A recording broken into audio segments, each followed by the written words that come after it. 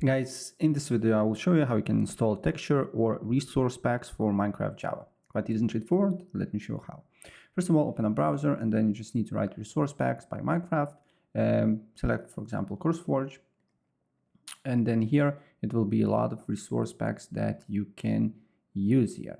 So for example, let's select,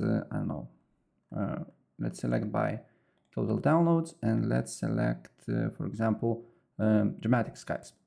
Right? All you need to do here is to go to Files, select your version here, and then press Download. Again, download. Wait until download process is done. Right?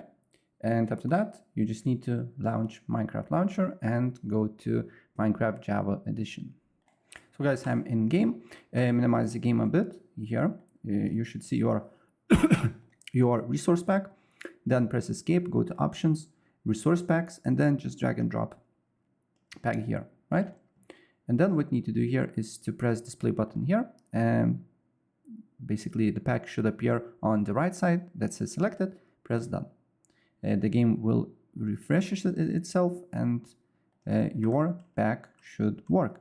If you press letter K, resource pack should work.